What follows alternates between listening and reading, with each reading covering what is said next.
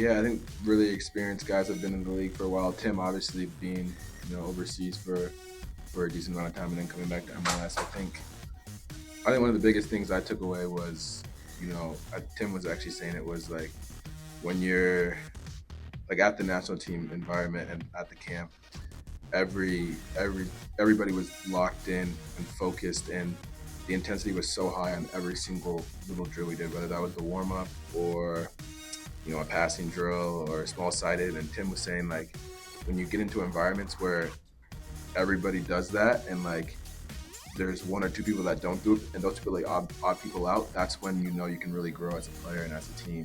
But then he was saying like sometimes when you go to other team environments, there's only like, you know, 6 or 7 or just a couple guys that are putting, that focus and that intensity into each action that they do, and it shouldn't be like that. It has to be every single time you step on the field or do any little drill. And he said that's the best way to grow. And I think he said that pretty early on in the camp, and I think that's something that I took with me now in the camp.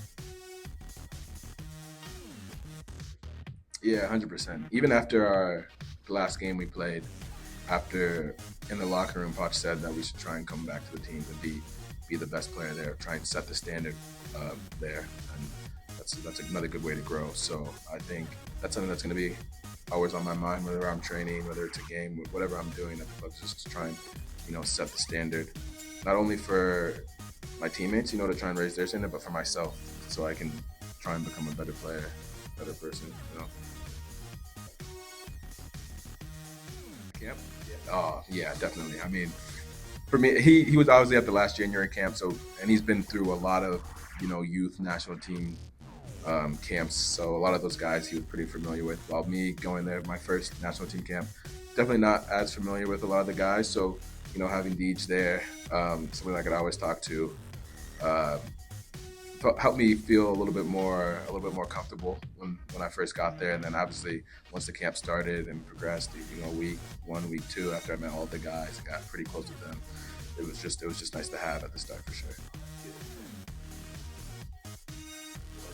Yeah, that's really how it is. Because once you first get there, you have that first dinner, but you haven't really talked to any of the guys. You haven't really been on the field. You haven't really like suffered with them in a way, which kind of creates bonding moments. So like the first day and like first couple of days, it's like a little bit just nuanced, just a little bit new things that you're getting used to. But once we got into the flow of things, it was fantastic. All the guys were great. A lot of good moments with them. A lot of funny moments. I had a great time. Yeah, definitely. I think one of the things that I guess Pablo always talks about is our reactions. When we lose the ball, once we lose the ball, we try and repress and gain it. 'Cause that's the quickest way to get it back, and that creates the most opportunity. If you win it when you've just lost it, the team's kind of disorganized. So there's some holes that are open, and so obviously we lost the ball pretty high up on the field, and I was the nearest player to the ball. So I decided, I'm going to go try and press this. Won it back from him. Took a quick glance up into the box, and I saw most of the Costa Rican defense that kind of ran back to the six, and Caden and Mako, both of them were wide open at the top of the box. So I know I just had to square it back there, and then it was a wonderful finish from Caden. So yeah, no, it feels great. It feels fantastic. Obviously, I think I've grown a lot since my first year here. I think somewhere that I still want to continue to grow is as a leader. I think I set a really solid, a really good example, but then also to grow into the leadership role, with my voice and speaking to others and things like that, holding people a little bit more accountable so that I can still continue to work on. So, having some shouts of that, it's a good thing, but for the team, we want all of us to be good leaders. Those are the best teams when it's player led. All the players are good leaders, good guys that want to work for each other. So I've only been back for only a week, maybe a week and a half, and some fantastic guys on the team, some fantastic leaders. I think we gel really well, so it's been nice just this week back. I think it makes a huge difference. Coming anywhere in the middle of the season, um, where you're not familiar with, not only you're not familiar with the place, but you're not familiar with the teammates, the coaches, the playing style. It can take a long time to get used to that, and it can really affect your performances. So it happened to Andreas when he came. You know, his first year he came here, he wasn't the best. You would look like, oh wow, what's going on? And then had a full preseason under him, and had one heck of a half a season, you know, and then he gets sold. So like I think them having the whole preseason under them to really gel with the guys, understand the team model more, how we play more. I think they could do wonders for all of them. I think they could all have fantastic seasons. You know, I always want to play in new new environments, you know, new tournaments. Going down to Costa Rica to play, I heard it's going to be a pretty hostile environment. Like, who wouldn't want to play in that? You know, I think that just sounds so fun. You know, to be able to do that. So I'm looking forward to that a lot, and hopefully we can progress further in that tournament and make it all the way to the end. Yeah, for sure. Forster and Ari, um, they've been fantastic for the couple sets I've been here. I think they're really good profile nines. You know, strong, fast, can hold the ball up, can finish.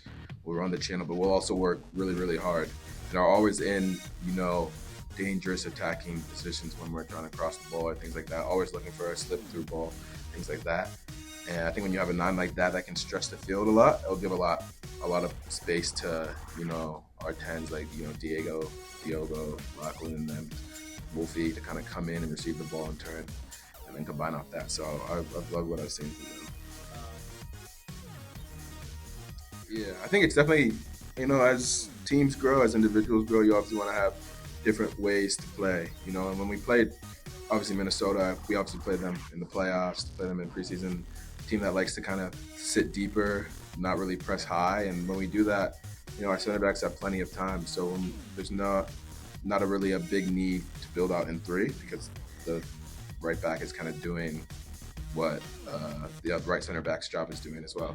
So it kind of allowed me when we did it in this preseason game to kind of push higher, almost as like a third pivot, and sometimes even almost higher than the pivot, as like a in like an eight role and try and receive the ball between the lines to try and combine with Dom, combine with Ari Diogo, and yeah, it went pretty well. I think I got into some really good um, spots against Minnesota. I think the last pass was lacking a little bit. First touch and some of them were lacking a little bit, but really good spots that if we continue to do that through the whole 90 against teams that try and sit back or things like that, I think we can create a lot of opportunities. I think playing forward more when I get the ball because sometimes I think my ball security is really good, you know, and I think at times I think I don't use my dribble as much as I can because I think that's one of my biggest aspects is driving with the ball and doing things like that. So I think just when I receive the ball, kind of just going forward with it more and then trying to find our tens or other players and just really attacking and being more mindful in the way that I go forward with the ball.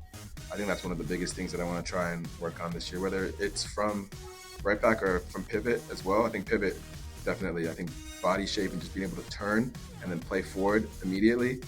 Um, it's something that obviously playing pivot for the first year last year that you know I kind of eased into it a little bit, but as I grow into that position, I think that's something that I want to be like have it, you know, just in the back of my mind every single time I receive it, I can just get it, give it, get it, give it forward, and then or get it and turn, drive, commit a player, and then find a slip pass or something like that. Kind of like how it was in the Minnesota game when I scored my goal, going forward like that and playing forward and just running on, having like just a little bit more freedom to do that.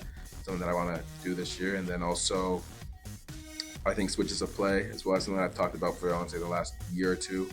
Just opening up my game, opening up my passing range because I think I'm very good tight corridors, you know, short passing, ball security, things like that I said before. But I think just opening up my game to play those longer passes, longer switches of play when it's on. If the team is, you know, really compact, I think that can just add another layer to my game, which would make me a better player.